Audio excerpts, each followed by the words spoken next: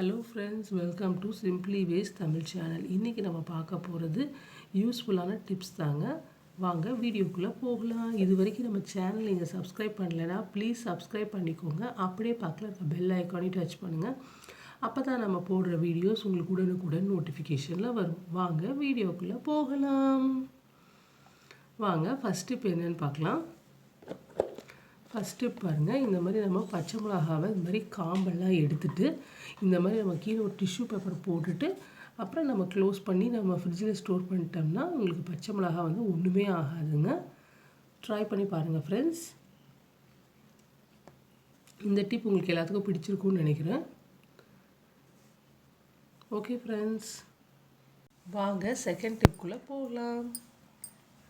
Second tip வந்து இந்த மாதிரி நம்ம வீட்டில் ஏதாச்சும் மாதிரி ரோசஸ் மாதிரி பூக்கள்லாம் நிறையா இருக்குங்க ஒவ்வொரு சமயத்தில். அப்போ நம்ம எப்படி ஸ்டோர் பண்ணலான்னா, இந்த மாதிரி நீங்கள் சில்வர் கண்டெய்னர் மாதிரி எடுத்துக்கோங்க, சில்வர் டப்பா மாதிரி எடுத்துக்கோங்க. கீழே டிஷ்யூ பேப்பர் போட்டிருக்கீங்க. கீழே டிஷ்யூ பேப்பர் போட்டுட்டு இந்த மாதிரி பூவெல்லாம் வச்சுட்டிங்கன்னா உங்களுக்கு சம்மருக்கு அவ்வளோ சீக்கிரமாக உங்களுக்கு ஒன்றுமே ஆகாதுங்க. நல்லா ஃப்ரெஷ்ஷாகவே இருக்குங்க. ஒரு 2 days ஒன்ஸ் நீங்கள் அப்படியே ஃபுல்லாக வந்து எடுத்துகிட்டு நல்லா நீட்டாக தொடச்சிட்டு அப்புறம் மறுபடியும் டிஷ்யூ பேப்பர் வந்து நீங்கள் கீழே போட்டு வச்சிட்டிங்கன்னா உங்களுக்கு பூக்கள் வந்து ஒன்றுமே ஆகாதுங்க. இந்த வெயில் காலத்துலேயும் உங்களுக்கு ஒன்றுமே ஆகாது. ரொம்ப ஃப்ரெஷ்ஷாக ரொம்ப நல்லா இருக்குங்க. ட்ரை பண்ணி பாருங்கள் ஃப்ரெண்ட்ஸ். வாங்க நெக்ஸ்ட் டிப்குள்ளே போகலாம். இந்த மாதிரி நம்ம தீப்பெட்டி வச்சுருப்போம் இல்லைங்களா, தீப்பெட்டி வந்து உங்களுக்கு ஒவ்வொரு சமயம் உங்களுக்கு வந்து அது வந்து நம்மளுக்கு டக்குன்னு பற்றிக்காது. அந்த மாதிரி டைமில் நமக்கு என்ன பண்ணலான்னா, இந்த மாதிரி நம்ம தீப்பெட்டி பாக்ஸ்லேயே கொஞ்சம் நம்ம வீட்டில் இருக்க அரிசி இருக்குது இல்லைங்களா, அதை நம்ம போட்டு விட்டுறலாங்க. அதில் இந்த மாதிரி அரிசியை நம்ம அதில் போட்டுட்டோம்னா உங்களுக்கு அந்த ஈரப்பதத்தையெல்லாம் அந்த இதுவே எடுத்துக்குங்க. ஈரப்பதத்தையெல்லாம் அந்த அரிசியே எடுத்துக்குங்க.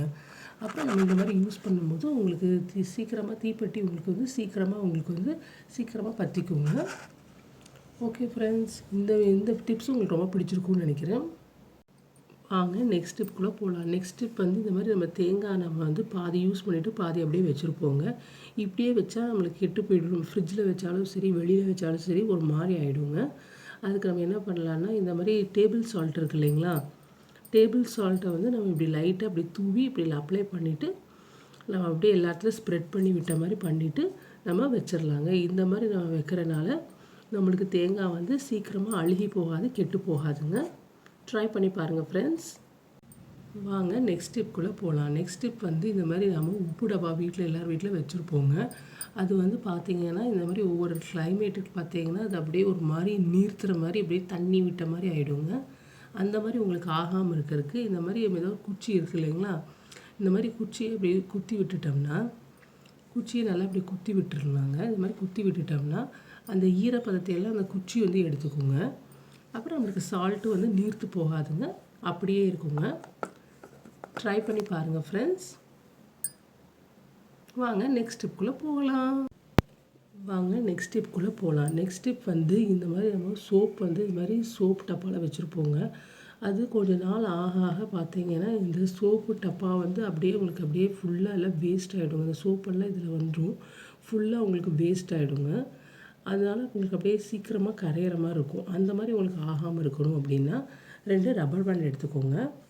2 ரப்பர் பேண்டு மாதிரி தலைக்கு போடணும், சும்மா இது மாதிரி ரப்பர் பேண்ட் இருக்கும் இல்லைங்களா, அது மாதிரி 2 ரப்பர் பேண்ட் எடுத்துகிட்டு அதை வந்து நம்ம 2 சைடு மாதிரி போட்டு விட்டுறலாங்க.